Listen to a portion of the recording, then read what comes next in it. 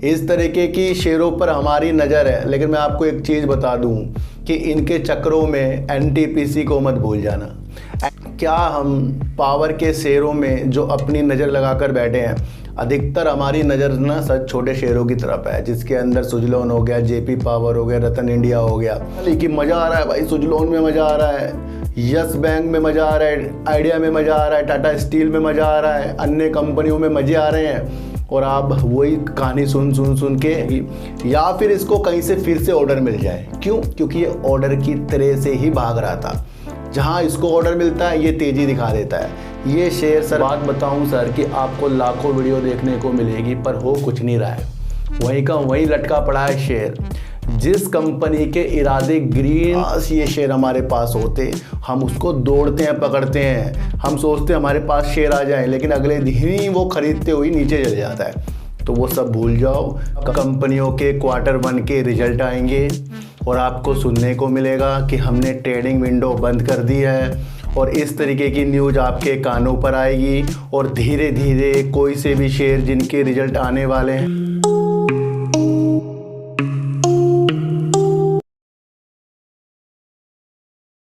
नमस्कार, मैं स्वागत करता हूं आपका अपने ही चैनल पर जिसका नाम है सार्थक बाजार से।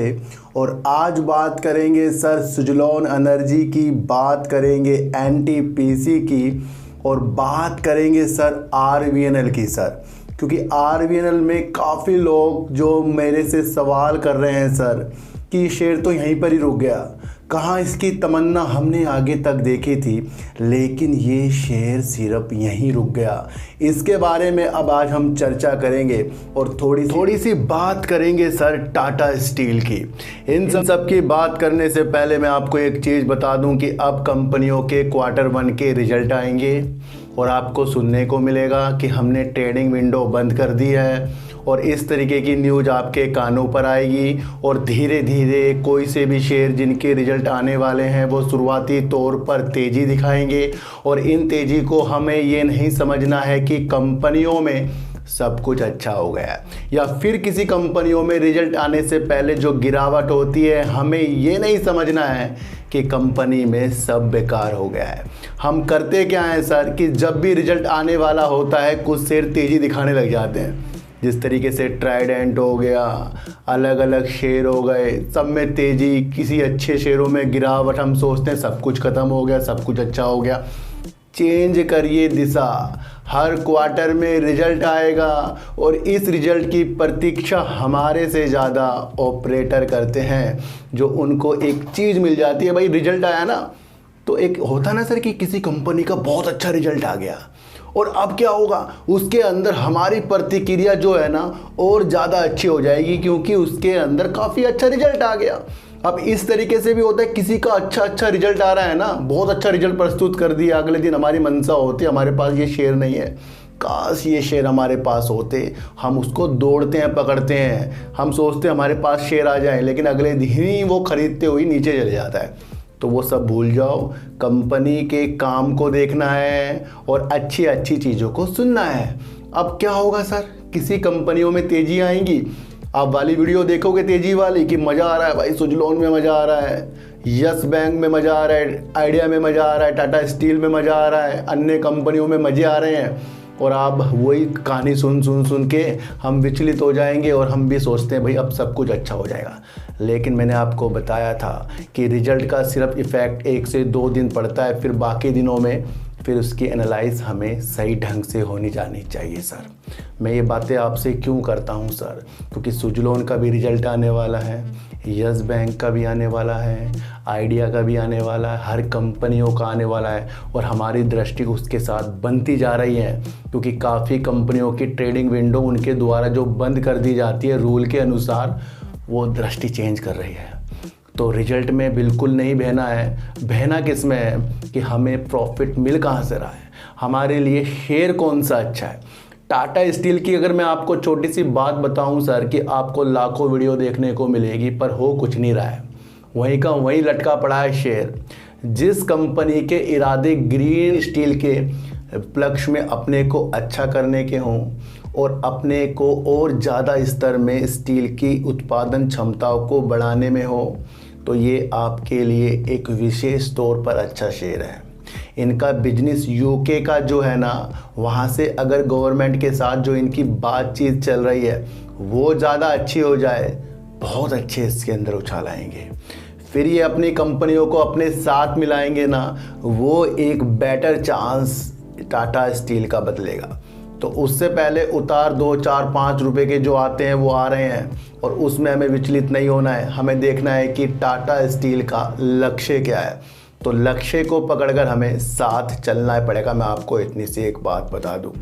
बात करेंगे आरवीएनएल की, और आरवीएनएल की बात करने से पहले मैं आपको एक चीज़ बताऊं कि जिस तरीके से हमने आरवीएनएल को देखा कि भाई इसको इतने ज़्यादा ऑर्डर मिलते जा रहे हैं, वंदे भारत ट्रेन के लिए बाहर की कंपनियों के साथ एक साझेदारी करके उस काम को पूरा करेंगे, पर उसमें क्या हुआ था, आरवीएनएल ने अपना परसेंटेज ज़्यादा मांगा था बाहर की कंपनियों से। वहाँ पर क्या हुआ था, वहाँ पर इस कंपनी में थोड़े से गिरावट की चीज़ें देखने को मिली, और वो चीज़ें इसलिए हैं क्योंकि वंदे भारत जो प्रोजेक्ट है आरवीएनएल का एक बेस्ट प्रोजेक्ट है। पर दूसरी तरफ अगर आप देखें कि टीड़ागढ़ और बीएचईएल जो देश की आत्मनिर्भर कंपनी के रूप में उभरी है, तो उसको भी वो ऑर्डर मिला है। तो कहीं ना कहीं थोड़े से कदमों को भेल और टीड़ागढ़ ने आरवीएनएल की तरफ थोड़ा सा रोका है उनका, क्योंकि देश की कंपनी दोनों, और दोनों ही कंपनियों ने एक साझेदारी के साथ आत्मनिर्भर के साथ एक दिशा दिखाई है, तो उस दिशा पर भी आपको ध्यान देना चाहिए। एक तो ये हो गया। दूसरा, जो इसको परसेंटेज ज़्यादा चाहिए बाहर की कंपनी से, भाई जो साझेदारी कर रहे हैं जॉइंट वेंचर में रूस की कंपनी के साथ, वो बातें क्लियर हो जाएं, फिर इसके अंदर कुछ चीज़ें मिलने को देखने को मिलेगी, या फिर इसको कहीं से फिर से ऑर्डर मिल जाए। क्यों? क्योंकि ये ऑर्डर की तरह से ही भाग रहा था। जहाँ इसको ऑर्डर मिलता है ये तेज़ी दिखा देता है। ये शेयर सर मैं आपको बताऊँ अब साल भर तक ऐसे ही रहने वाला है। ये आपको समझकर चलना पड़ेगा। जितने भी ऑर्डर इन्होंने अपने जो पास पाले में डाले हैं उसको अब इनको पूरा करना है। अब उस परियोजना में कितना पैसा लगता है, क्या क्या चीज़ें ये उस चीज़ के लिए करते हैं, वो सारी चीज़ें इसके साथ आएंगी। शुरुआती तौर पर जिस तरीके से इसको ऑर्डर मिल रहे थे, मैं आपको समझाते जा रहा था कि भाई समझो अभी वो चीज़ें इस कंपनी पर नहीं हुई है, पर ऐसा नहीं कि ये कंपनी बेकार है, पर इसके अंदर अब व्यू लगेगा आपका लंबे समय का। साल 2 साल का व्यू आपको बनाना चाहिए, और थोड़ी बहुत तेज़ी 2, 4, 5 रुपए की ऊपर नीचे तो ये करता जाएगा। तो अब इसका इंतज़ार कीजिए कि अब इसे कहीं और से फिर ऑर्डर मिले। अगर जो इसके ऑर्डर जो पहले मिल चुके हैं उसके द्वारा इसने तेज़ी दिखा दी है, तो अभी इस शेयर से थोड़ा सा मुझे लगता है होल्ड वाले और थोड़ी दूरी वाले विचार हमें आरवीएनएल से बनाने चाहिए। देखो सर, मेरा जो चैनल है अलग तरीके से समझाने का है। वो चीज़ें जो मैं बताता हूँ वो अगले दिन भी हो जाती है, और अगर नहीं होती तो फिर लोग कहते हैं वो हो नहीं रही है, लेकिन वो फिर भी हो जाती है आगे जाकर। तो तेज़ी में ही अपने को संभालना है।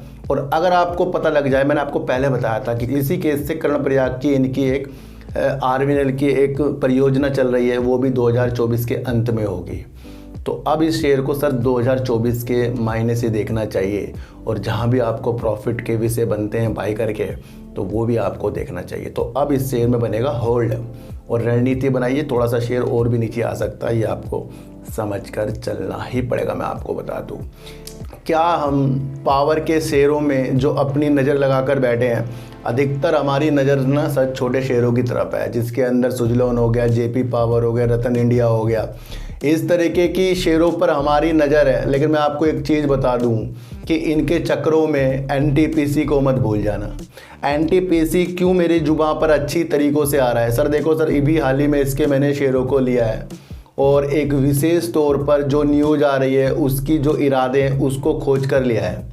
मैंने आपको बताया था कि सरकार के द्वारा जो पीएसयू कंपनी, सरकारी कंपनियां होती हैं जो बिजली के क्षेत्र में काम कर रही हैं, उनको अगर सोलर की ज़रूरत है, मॉड्यूल्स की ज़रूरत है, तो वो आयात भी कर सकती है। उसमें सबसे ज़्यादा प्रॉफिट किसको होने वाला है? एनटीपीसी को होने वाला है। अब इस तरीके की जो चीज़ें योजना के तहत छूट मिल रही है, वो चीन से ज़्यादा सोलर मॉड्यूल्स हम आयात कर सकते हैं। तो एनटीपीसी को इसके अंदर बेहतर अवसर इसलिए लग रहे हैं क्योंकि इनकी 1-2 परियोजना चल रही है, जिसकी वजह से ये सोलर के प्लांट लगाकर उससे बिजली उत्पन्न कर अपनी बिजली को उन राज्यों में देने के लिए हर एक संभव प्रयास कर रही है। हमें एक चीज़ समझ लेनी चाहिए कि देश की सबसे बड़ी कंपनी है ये, बिजली उत्पादन करने में उपयोगिता में सबसे बड़ी कंपनी एनटीपीसी है और भारत में इसका जो योगदान है 1/4 है। तो अब आप इससे आइडिया लगा लीजिए। हम थर्मल पावर के क्षेत्र में जब भी नज़र डालते हैं तो एनटीपीसी का नाम ज़्यादा से ज़्यादा आएगा, पर आपको ये भी सोचना चाहिए कि अभी इसने अप्रैल और जून में एक रिकॉर्ड सा बना दिया है। किस चीज़ का रिकॉर्ड है जो एनटीपीसी ने बना दिया?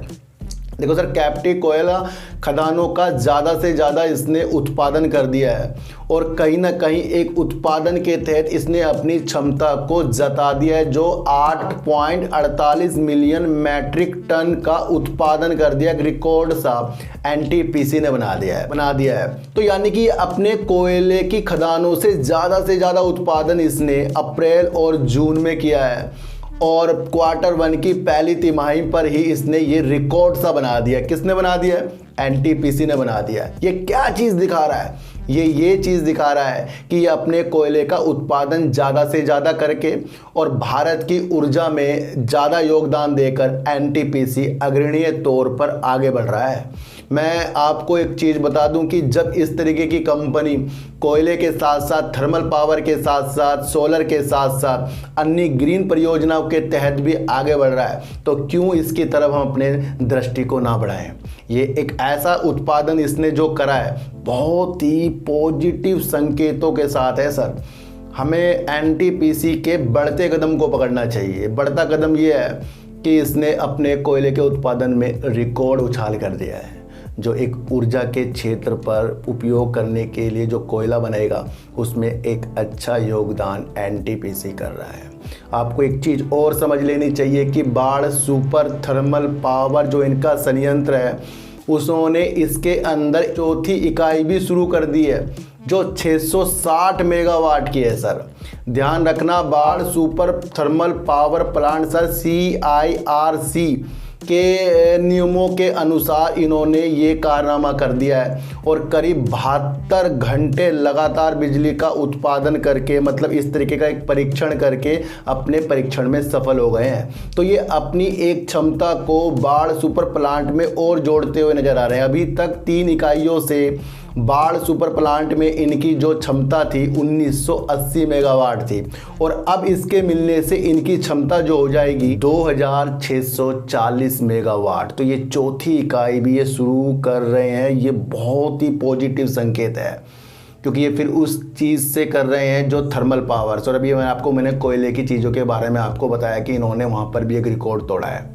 तो अब क्या हो रहा है, इन्होंने 660 मेगावाट की एक अपनी चौथी जो इकाई थी उसे भी पूरा कर लिया। अब कुल मिलाकर चौथी इकाई हो गई जो करीब 2640 मेगावाट की हो गई है। बढ़ रही है क्षमता। हम किस नज़रों से शेयरों को देखते हैं, ये हमें उस नज़र को बनाना चाहिए कि कौन सी कंपनी अपने मेगावाट जो पावर के क्षेत्र में उसको बढ़ाता जा रहा है या अन्य कोई कंपनी अपनी सेल को बढ़ाती जा रही है। जब पावर से संबंधित कोई कंपनी आती है और वो अपने मेगावाट को जोड़ती जाती है तो उसकी क्षमता कई मेगावाट में बन जाती है। तो उस लक्ष्य को एनटीपीसी पकड़ रहा है। जब हम ऐसे शेयरों के पीछे पड़ जाते हैं जो देश की तो बड़ी कंपनी हो और इस तरीके से सोलर में और अपना थर्मल में और कोयला उत्पादन में अच्छा वर्क कर रही हो, तो उसके अंदर अगर शेयर गिरते हैं तो वो आपके पैसों को डुबा नहीं रहे हैं। वहाँ आप मजबूत होते हो ऐसे शेयरों को रखकर। आप पेनी स्टॉक को रखकर कभी मजबूत नहीं हो सकते। क्यों नहीं हो सकते? क्योंकि उसके अंदर 50-50 चांस होता है कि पैसे बच जाएंगे, नहीं भी बचेंगे। लेकिन अगर आप ऐसी कंपनी के पीछे पड़े हो जो कंपनी जानी मानी हो, अच्छी हो और वो अपने प्राइस को 20-30 रुपये गिर भी दे, शेयर प्राइस जैसे गिर जाता है भाई, ऊपर नीचे हो जाता है, तो वहाँ मजबूत हो जाता है। क्यों? क्योंकि वो दोबारा से कवर कर लेता है।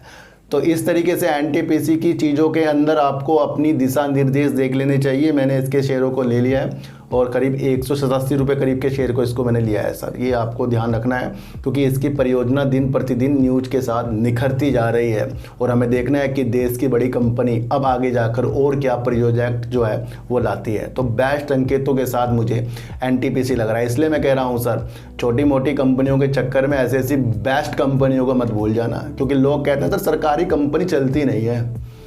जब भी मैं आया था इस मार्केट में सर, तो मेरे दोस्त ने कहा था, मैंने कहा यार पीएनबी मुझे बहुत अच्छा लग रहा है। उस टाइम पीएनबी सर 30 रुपये करीब का था। वो कह रहा क्यों पीछे बढ़ रहे भाई, चलते नहीं हैं ये शेयर। और फिर मैंने इसके अंदर एनालाइज करी, मुझे बहुत अच्छा लगता गया, वही चल गया।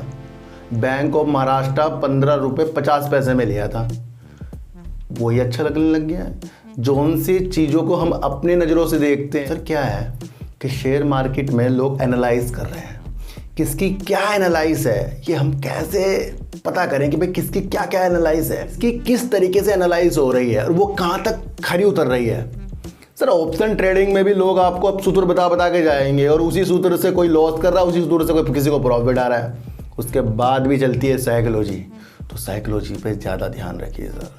और मैं फिर कह रहा हूँ आपको, एनटीपीसी की तरफ फिर से नज़र, एलआईसी की तरफ फिर से नज़र रखिए, अच्छी करिए। और ख़रीदने बेचने के लिए नहीं, बल्कि अच्छे शेयरों की तरफ हमें बढ़ना पड़ेगा।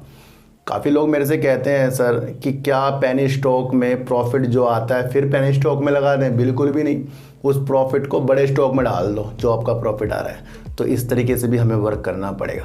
बात करेंगे सर सुजलॉन एनर्जी की, कल ही बताया था कि 22 रुपये तक के इसके अंदर टारगेट आ रहे हैं। और इस टारगेट का मतलब ये नहीं कि हमें 22 ही देखने हैं, ये पहले मैं आपको बता दूं, हमें अपना प्रॉफिट देखना है। हमें दूसरों के टारगेट पर नहीं जाना है, हमें अपने टारगेटों पे जाना है। मैंने आपको कहा था, क्योंकि काफ़ी कमेंट आ गए सर 22 रुपये तक रख लें या यहाँ ख़रीद लें। सर खरीदो बेचो अपनी तरफ से, लेकिन अपने मनोबल को तेज करिए कि जो जहाँ ज़्यादा उत्साहित हो जाता है, फंसने के ज़्यादा चांस वहीं हो जाते हैं। अब ये एएसएम लिस्ट से बाहर हो गया है। अब क्या होगा, अब इसके अंदर खरीदारी दबा के रहोगी। ये हो सकता है कल थोड़े से आपको गिरावट दिखा दे, थोड़े से कल गिरावट दिखा सकता है मेरे हिसाब से, लेकिन हो सकता है उसके बाद ये दबा के उछाल मारेगा। क्यों? क्योंकि हाँ सब बुलिश हो गए हैं, और जब सब बुलिश हो जाते हैं वहीं पर गिरावट के आसार बन जाते हैं। तो ध्यान रखिए sir, Suzlon energy ASM list से बाहर हुआ है। अब इसके कदम थोड़े से मुझे लगता है 18-19 की तरफ जाने के लिए बन रहे हैं, लेकिन इसी बनने के तरीक़ों में जब ऑपरेटर निकल आकर आते हैं या कोई बैड न्यूज़ निकल कर आती है तो उसमें भी विघन सा हो जाता है। तो अब आपको समझना है कि सुजलॉन एनर्जी को पैसों की ज़रूरत भी है, फंड जुटाने की ज़रूरत है, वो किस तरह जुटाएगा। और एएसएम लिस्ट में अब ख़रीदारी बढ़ जाएगी, अब आप जब मर्जी शेयरों को बेच सकते हैं। तो ये चीज़ें भी आपके सामने अब निकल कर आ रही है, तो इसको भी आपको समझकर चलना पड़ेगा। फिर कह रहा हूँ, धैर्य दीजिए, उत्साहित में शांत हो जाइए और शांत से ही शेयर मार्केट की बाजी जीत लीजिए। आरवीएनएल हो गया, टाटा स्टील हो गया, दोनों बेस्ट शेयर हैं। अगर आप देखना ये है कि ये शेयर जो हैं न्यूज़ बेस भाग रहे हैं या अंदरूनी जो इसके अंदर काम होगा उसके अनुसार भागेंगे। अब Q1 का आपको इनके अंदर भी रिजल्ट का इंतजार करना पड़ेगा कि किस तरीके से इन्होंने अपने प्रोडक्शन को या फिर अपने ऑर्डर की क्षमता से क्या क्या कामों को पूरा किया, उसकी वजह से इनकी कितनी सेल और कितना खर्चा इन्होंने किया है, वो भी बाद में निकल कर आता है। एनटीपीसी की तरफ नज़रों को तेज करने की दिशा इसलिए है क्योंकि एक तो इनकी कोयले की खदान से इनका उत्पादन बढ़ गया है, दूसरी तरफ जिस तरीके से सरकार ने बाहर से आयात करने के लिए सोलर मॉड्यूल्स में छूट दे दी है पीएसयू कंपनी को, उसके अंदर एनटीपीसी को ज़्यादा फायदा है। और दूसरी तरफ इसने अपना 660 मेगावाट की चौथी इकाई को भी पूरा कर लिया है, जो एक अच्छी न्यूज़ है। सारी स्थितियों को आपको जान लेना चाहिए। हर जगह आपको सबसे पहले अपना प्रॉफिट देखना चाहिए। जहां आपको अपना प्रॉफिट दिखता है उसी काम पर आपको आगे बढ़ते जाना है। तो चीटी को आटा दीजिए, गाय को रोटी दीजिए और अपने बच्चों को ज़्यादा से ज़्यादा प्यार कीजिए, क्योंकि बच्चे ही आपकी मासूमियत से किस्मत पलटेंगे। तो फिर मिलेंगे आपसे नई वीडियो के साथ, जब तक के लिए नमस्कार।